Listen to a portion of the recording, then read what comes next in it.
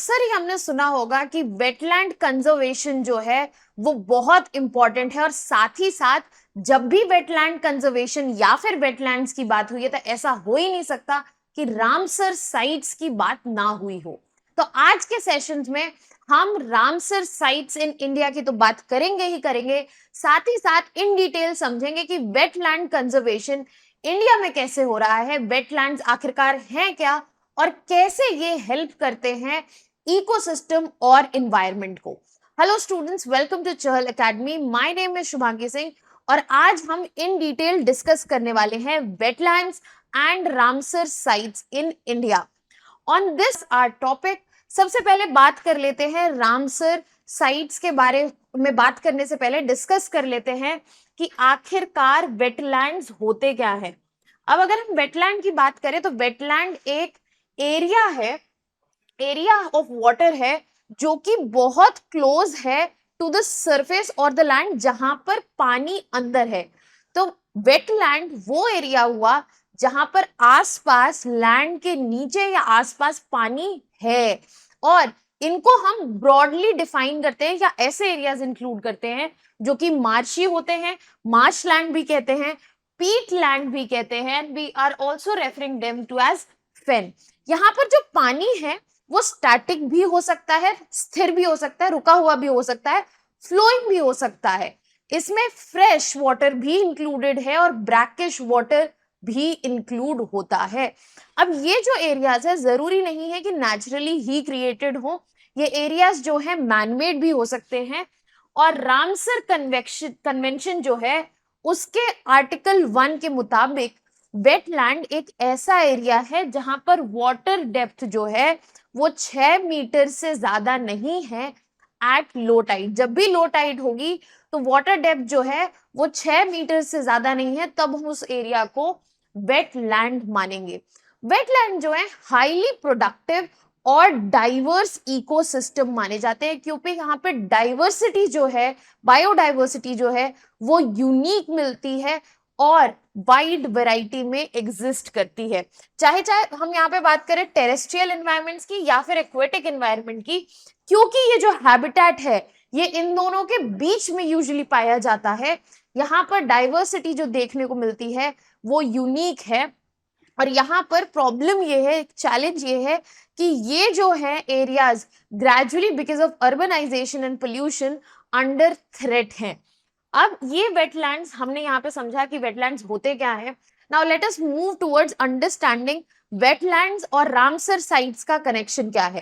Convention of wetlands जो है, जिसको हम रामसर कन्वेंशन भी कहते हैं, उसको साइन किया गया था 1971 में, और जहां पर ये कन्वेंशन साइन हुआ था that particular place is known as Ramsar, इसलिए इसका नाम रामसर कन्वेंशन भी रखा गया है। अब जिस दिन ये साइन हुआ था उस पर्टिकुलर डे को वर्ल्ड वेटलैंड्स डे भी मनाते हैं, 2 फरवरी को हर साल। और इंडिया जो है, ये कन्वेंशन 1971 में साइन हुआ था, बट इंडिया इसका मेंबर जो है जाकर 1982 में बना। और एट प्रेजेंट अगर हम बात करें तो हमारे पास 85 wetlands of international importance, that is Ramsar sites जो है, रामसर वेटलैंड जो है 85 हमारे कंट्री में प्रेजेंट हैं। So if we are talking about Ramsar wetlands के कौन कौन से हैं, तो वी हैव अ लिस्ट है। यहाँ पर हम सारे वेटलैंड साइट्स जो है उनके बारे में बात कर सकते हैं। यहाँ पर सबसे पहले आंध्र प्रदेश में हमारे पास कोलेरू लेक है। देन आसम में भी हमारे पास एक ही वेटलैंड है, that is Deepor bill. In Bihar, we have 3 wetland sites. We have Kanbar Lake, we have Bird Sanctuary, Nauji Bird Sanctuary and Nakti Lake. अब ये जो वेटलैंड्स हैं ये रिसेंटली एडेड है। गोवा नंदा लेक ये भी रिसेंटली एडेड है। Gujarat we have Khijadiya recently added. Nal Sarovar पहले से है। थोल लेक, वधावन वेटलैंड ये रिसेंटली एडेड है। उसके अलावा हरियाणा में अगर हम बात करें तो सुल्तानपुर नेशनल पार्क और भिंदावास वाइल्ड लाइफ सैंक्चुरी सिर्फ 2 वेटलैंड्स हैं। हिमाचल प्रदेश में बात करें तो हमारे पास 3 वेटलैंड्स हैं यहाँ पे, चंद्रताल, पोंग डैम लेक और रेणुका लेक। जम्मू एंड कश्मीर में 5 वेटलैंड्स पाए जा रहे हैं, Hokersar wetland, Haigam wetland conservation centre, Shallabug wetland, Mansar Surinsar and Wular lake. अब इसमें जो Haigam wetland reserve conservation reserve है, शलाबूग जो वेटलैंड है, वो भी रिसेंटली एडेड है। अब आ जाते हैं कर्नाटक की तरफ। कर्नाटक में हमारे पास 4 रामसर साइट्स हैं, जिसमें रंगानेथु बर्ड सेंचुरी है, अंसा बर्ड कंजर्वेशन रिजर्व है, अंगानसनी एस्चुरी है और मगाड़ी केयर कंजर्वेशन रिजर्व है। इसके अलावा हम बात करें केरल की, तो वहां पर हमारे पास अष्टमुडी, षष्टम कोटा और वेम्बनाड कोनाल वेटलैंड है, जो कि पुराने 3 वेटलैंड्स हैं रामसर साइट्स में जो इंक्लूड हुए थे। देन लद्दाख में हमारे पास सोकर और सोमुमरी लेक है। यहाँ पर 2 वेटलैंड साइट्स हैं हमारी रामसर वेटलैंड साइट्स। अगर मध्य प्रदेश की तरफ आए तो 5 वेटलैंड साइट्स हैं, भोज वेटलैंड, शाक्य सागर, सीरपुर लेक, यशवंत सागर और तवा रिजर्वोयर। अब महाराष्ट्र की तरफ बढ़ते हैं। यहाँ पर हमारे पास 3 रामसर वेटलैंड साइट्स हैं, जिसमें लोनार लेक है, यहाँ पर नंदादूर मधमेश्वर है और थाने क्रीक। मणिपुर में 1 वेटलैंड साइट है on Loktak lake. Then moving towards Mizoram, we have Pala wetland और यहाँ पर 1 ही रामसर साइट है। देन ओडिशा में 6 रामसर साइट्स देखने को मिली हैं। Ansupa lake, Bhitarkanika mangroves, Chilika lake, Hirakud reservoir, Satkosia gorge and Tampara lake. Other than that Punjab में भी 6 वेटलैंड रिजर्व्स है, रामसर साइट्स हैं। Beas conservation reserve, Harike wetland, then we have कंजली, Keshopur Miani community reserve, Nangal wild life sanctuary and Ropar wetland. After that moving towards Rajasthan, Rajasthan में 2 Ramsar wetland sites हैं, Keoladeo Ghana national park and Sambhar lake. तो यहाँ पे तो हाईएस्ट नंबर हमने देखा अभी तक 6 है, बट ऐसे भी कुछ स्टेट है जहां पर बड़ा नंबर है, जैसे कि तमिलनाडु। तमिलनाडु में 18 रामसर वेटलैंड साइट्स जो हैं वो पाई जाती हैं। तो we have Chitrangudi bird sanctuary, gulf of Mannar. हमारे पास कुछ ऐसे स्टेट्स भी हैं जहां पर 18 रामसर वेबसाइट्स देखने को मिलेंगी। अगर हम तमिलनाडु की बात करें तो वी हैव 18 रामसर साइट्स। सबसे पहले हमारे पास है Chitrangudi bird sanctuary, gulf of Mannar marine biosphere reserve. Then we have Kanjirankulam bird sanctuary, Karaivetti bird sanctuary, Karikili bird sanctuary, Koonthankulam bird sanctuary, Longwood Shola reserve forest. Then we have Palikarnai Marsh Reserve Forest, Pichavaram Mangrove, Pont Calimari Wildlife and Bird Sanctuary. Then we have Suchindaram Thirur Wetland Complex. Then we have Udyamatram Bird Sanctuary, Vadavur Bird Sanctuary, Vedanthal Bird Sanctuary, Velod Bird Sanctuary, Vembanar Wetland Complex, Nanjarayan bird sanctuary and Kazhuveli bird sanctuary.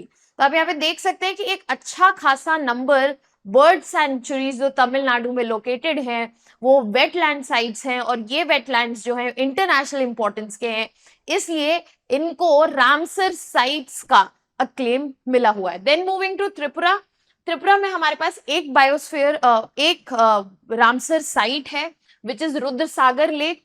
Other than that Uttar Pradesh में भी number जो है, पहले यहाँ पर एक भी wetland नहीं होता, रिसेंट लास्ट 3-4 इयर्स में we have Ramsar site that to the number of 10।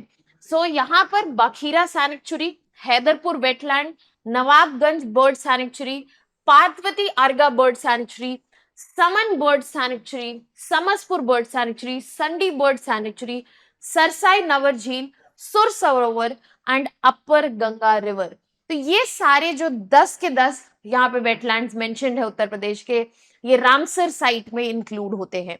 उसके बाद बढ़ते हैं उत्तराखंड की तरफ, वहां पे सिर्फ एक रामसर वेटलैंड साइट है, that is Asan barrage. Then we have West Bengal जहां पर 2 रामसर साइट हैं, east Kolkata wetlands and Sundarban wetlands. Sundarban wetlands जो है were one of the first Ramsar sites to get this acclamation. अब एम जो है रामसर कन्वेंशन का, उसके बारे में बात कर लेते हैं। यहाँ पर रामसर कन्वेंशन का इंटेंट है कि वो एक इंटरनेशनल नेटवर्क ऑफ वेटलैंड्स को डेवलप करें, बनाएं, ताकि इकोलॉजी जो है, जो स्पेशली इस पर्टिकुलर हैबिटेट में मिलती है, उसको कंजर्व किया जा सके। साथ ही साथ ऐसे वेटलैंड्स का डेवलपमेंट और मेंटेनेंस देखा जा सके, सस्टेनेबल यूज हो सके वेटलैंड्स का, ताकि यहाँ पे जो डेवलपमेंट हो रहा है वो इस इकोसिस्टम को डिग्रेड ना करे, यहाँ पे जो सस्टेनेबिलिटी है वो मेंटेन रहे और यहाँ से मैक्सिमम बेनिफिट्स जो हैं रीप किए जा सके। साथ ही साथ रामसर कन्वेंशन का बहुत बड़ा फोकस है कि जो भी वेटलैंड डिग्रेडेशन और लॉस हो चुका है उसको रिवर्स किया जाए, उसको चेंज किया जाए और इन हैबिटेट को वापस अपने फुलफिलिंग पर्पस के पोजीशन पर लाया जाए। अब अगर हम बात करें की फीचर्स जो रामसर कन्वेंशन के हैं, यहाँ पर जो भी रामसर साइट मेंशन होती है वो एक वेटलैंड ऑफ इंटरनेशनल इंपॉर्टेंस जो है मानी जाती है। यहाँ पर एटलीस्ट वन रामसर साइट जो है दोनों पार्टीज की तरफ से डेजिग्नेट होती है और ये जो साइट है गवर्नमेंट पे कंपल्शन होता है कि इस साइट को प्रोटेक्ट करना है। साथ ही साथ इस पर्टिकुलर कन्वेंशन में पार्टनर ऑर्गेनाइजेशन भी हैं, बाकी कंजर्वेशन ऑर्गेनाइजेशन जो काम करती हैं वो है bird life international, WWF, IUCN and wetlands international. तो यहाँ पर फोकस सिर्फ वेटलैंड्स को प्रोटेक्ट करने का नहीं है, साथ ही साथ स्पीशीज जो यहाँ पर एग्जिस्ट कर रही हैं with the help of conservation organisation उनको भी प्रोटेक्ट करने का इंटेंट है। Then we have Montreux record. इसके बारे में जब भी आप रामसर साइट की बात पढ़ेंगे तो ये जरूर बात होगी कि मॉन्ट्रैक्स रिकॉर्ड से कौन सी साइट या तो ऐड हुई है या तो हटी है। बेसिकली ये वो लिस्ट ऑफ वेटलैंड्स है जो कि थ्रेट में है, उन वेटलैंड्स की लिस्ट है जो कि थ्रेट में है। किस वजह से? पोल्यूशन की वजह से या तो ह्यूमन इंटरफेस की वजह से। यहाँ पर ह्यूमन इंटरफेरेंस से जब भी वेटलैंड्स जो है डिग्रेड करेंगे या पोल्यूशन की वजह से डिग्रेड करेंगे, जो स्पेसिफिकली रामसर साइट्स हैं उनको इस लिस्ट में इंक्लूड किया जाता है, इनको इस लिस्ट में इंक्लूड किया जाता है। क्या आपको पता है कि इंडिया में भी ऐसे वेटलैंड्स हैं? You can put down your answers if you know this. You can put down your answers in the comment section and our team will get back to you on that. अब हम आगे बढ़ते हैं और बात करते हैं अबाउट टाइप्स ऑफ वेटलैंड। सबसे पहले हमारे पास यहाँ पर 3 तरह के वेटलैंड्स हैं। वी हैव मरीन या फिर कोस्टल वेटलैंड्स, जैसे कि कोरल रीफ्स हो सकते हैं, कोस्टल लगून्स हो सकते हैं। हमारे पास अष्टमुडी लेक है। यहाँ पर एस्चुरीन्स में या फिर delta, mangrove, swamps, tidal marches में ये डेल्टाज की जगह पे ये वेटलैंड्स देखे जाते हैं। एग्जाम्पल के तौर पर Sundarban wetland delta, Sundarban delta में जो वेटलैंड है जो कि वेस्ट बंगाल में पाया जाता है वो एक बहुत बढ़िया एग्जाम्पल है मरीन या फिर कोस्टल वेटलैंड का। Then we have inland wetland. Inland wetland में भी अलग अलग वेरिएशन है। यहाँ पर लैकोस्टेरीन जो है उनका एग्जाम्पल है जैसे कि लोकटक लेक। लैकोस्टेरीन में we take the examples of lake. Lacustrine inland, lacustrine wetland में इंक्लूड्स होते हैं lake. Other than we have riverine, जिनमें रिवर्स की बात की जाती है, जैसे कि अपर गंगा रिवर जो उत्तर प्रदेश में, वो एक अच्छा एग्जाम्पल है inland wetland, specially riverine type का। Then we have palustrine. अगर हम पेलोस्टेरीन की बात करें तो ये इंक्लूड करता है स्वॉम्प्स एंड मार्शेस। एग्जाम्पल के तौर पे कब्बरताल वेटलैंड जो कि बिहार में है। अदर देन दैट अगर हम मैन मेड वेटलैंड्स की बात करें तो ये फिश फार्म्स हो सकते हैं, आर्टिफिशियल लेक्स हो सकते हैं, सॉल्ट पैन्स हो सकते हैं, रिजर्वॉयर्स हो सकते हैं, जो कि एज वेटलैंड इंक्लूड किए जाते हैं in the category of man made wetlands. अब इंपॉर्टेंस क्या है वेटलैंड्स, इतना फोकस क्यों किया जा रहा है वेटलैंड्स के कंजर्वेशन पे? आखिर वेटलैंड्स इंपॉर्टेंट क्यों है? सबसे पहला रीजन है कि जो ये वेटलैंड्स हैं they help in tackling pollution. ये रिड्यूस करते हैं carbon emissions bye absorbing carbon from the atmosphere. साथ ही साथ यहाँ पर जो क्लाइमेट चेंज का इशू है जो पूरी ग्लोब जो है फेस कर रही है, उसको फाइट करने में भी यहाँ पर वेटलैंड्स जो हैं कारगर हैं, क्योंकि ये काफी अडेप्टेबल और रिजिलियंट इकोसिस्टम्स हैं। साथ ही साथ वेटलैंड्स का बहुत बड़ा कंट्रीब्यूशन है वाटर कंजर्वेशन में। ये मेंटेन करते हैं हेल्दी वाटर साइकिल, क्योंकि ये मॉडरेशन ऑफ टेम्परेचर में हेल्प करते हैं. And then we have this point that they are ecologically diverse. Usually these habitats are mixing of marine and terrestrial habitats, and यहाँ पर यूनिक डाइवर्सिटी देखने को मिलती है. तो ये यूजुअली इकोलॉजिकल हॉटस्पॉट्स होते हैं जहां पर डाइवर्स स्पीशीज जो है एग्जिस्ट करती हैं. अब इस डायग्राम के थ्रू हम देख सकते हैं कि कैसे एक पर्टिकुलर वेटलैंड जो है मल्टीपल पर्पसेस सर्व कर रहा है. It is a get place for recreation. यहाँ पर लोग जो हैं एज टूरिस्ट फिशिंग बोटिंग के लिए जा सकते हैं. यहाँ पर एग्जाम्पल लिया गया है नॉर्थ कैरोलिना वेटलैंड्स का which is present in US. यहाँ पर साथ ही साथ फ्लड एंड इरोजन कंट्रोल भी पॉसिबल है. यहाँ पर क्लीनिंग ऑफ वाटर, यहाँ पर जैसे वाटर उनसे पास होता है ग्रेजुअली वो फिल्टर आउट हो जाता है. वाटर सप्लाई इंश्योर करता है, एक्विफर्स को फिल करता है. Wetlands are great source for food production. यहाँ पे फिश और सेलफिश का प्रोडक्शन देखा जाता है. हैबिटेट प्रोवाइड करता है wide variety of plants, insects, amphibians, reptiles and migration rest area. तो यहाँ पर एक केस स्टडी ली गई है नॉर्थ कैरोलिना वेटलैंड्स की और दिखाया गया है कि कैसे मल्टीपल वेज में ये इकोसिस्टम जो है सर्विसेज प्रोवाइड कर रहा है इन वैरायटी ऑफ वेज. अब हम बात करते हैं वेटलैंड कंजर्वेशन इन इंडिया की.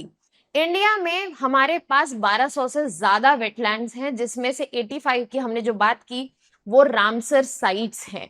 अब यहाँ पर गवर्नमेंट जो है सिर्फ इन 85 रामसर साइट्स के लिए नहीं बल्कि इन 1200 वेटलैंड्स के लिए एक्टिवली वर्क कर रही है ताकि इनको प्रोटेक्ट किया जा सके और साथ ही साथ कंजर्व किया जा सके. इसी के लिए यहाँ पर इनिशिएटिव्स लिए गए हैं कुछ, जैसे कि वेटलैंड इंडियाज पोर्टल.